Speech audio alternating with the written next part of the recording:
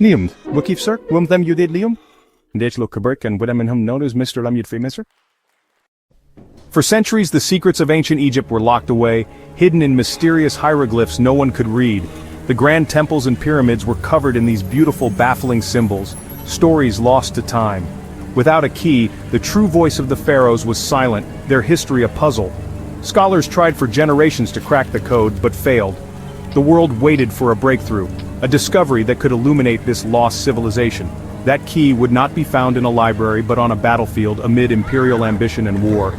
The object that would change history was not gold, but a simple, broken slab of stone. This unassuming artifact would give a voice back to the pharaohs and rewrite our understanding of the past. It was the Rosetta Stone.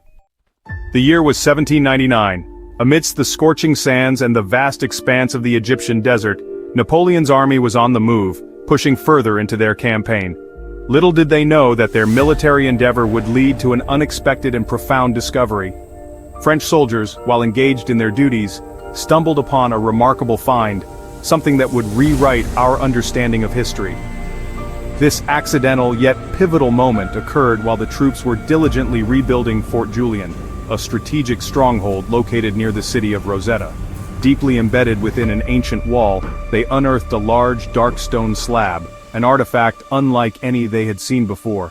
The stone's surface was covered with inscriptions, featuring 3 distinct bands of text hieroglyphs, the sacred carvings of the ancient Egyptians, Demotic, the everyday script used by the Egyptian people, and Ancient Greek, the language of the Hellenistic rulers of Egypt. Captain Bouchard, a keen observer and a man of intellect, immediately recognized its profound significance and promptly alerted Napoleon's team of scholars who were accompanying the expedition. Upon examining the stone, the scholars realized that this trilingual inscription held the potential to be the key, the missing link, to finally deciphering the enigmatic hieroglyphs. News of the discovery spread like wildfire, electrifying the entire French camp with excitement and anticipation. Recognizing its importance, the stone was carefully and swiftly rushed to Cairo, the heart of French operations in Egypt. In Cairo, dedicated scholars meticulously began the process of making detailed copies and rubbings of the inscriptions for thorough study and analysis. For the first time in centuries, there was a genuine sense of hope, a real possibility of unlocking the secrets of Egypt's ancient language and its rich history. But the stone's fate was inextricably tied and would soon become entangled in the ongoing and fierce war between France and Britain for dominance in the region. The race against time to decipher the hieroglyphs had officially begun, but the Rosetta Stone's incredible journey, filled with twists and turns, was only just beginning to unfold. Its destiny would soon be caught and become a pawn in the much larger and more significant struggle between 2 powerful empires. The battle for knowledge and for control of the past was officially on. As French scholars celebrated, Napoleon's army was trapped in Egypt after a crushing defeat by the British Navy. The British and their Ottoman allies closed in, and the French position became desperate.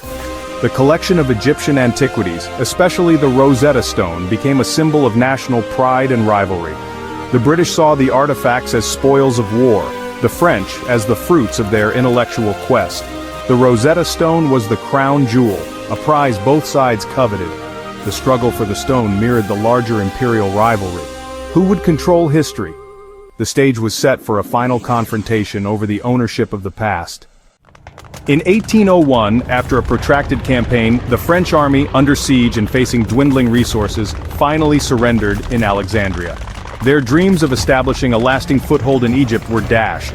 The victorious British, eager to capitalize on their triumph, demanded not only the French withdrawal, but also the surrender of all Egyptian antiquities that the French had collected during their occupation.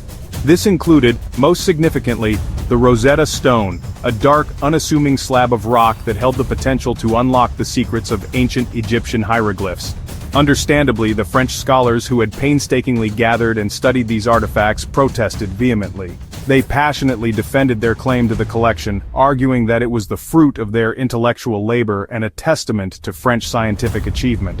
The tension escalated to the point where some even threatened to destroy the Rosetta Stone rather than relinquish it to the British, fearing its significance would be lost.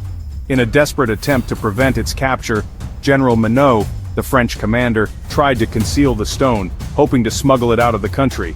But the British, fully aware of the stone's immense value, were relentless in their search, determined to secure it as a spoil of war. Colonel Turner, leading the search, eventually discovered the stone carefully concealed amongst Manou's personal baggage, and promptly seized it on behalf of the British Crown.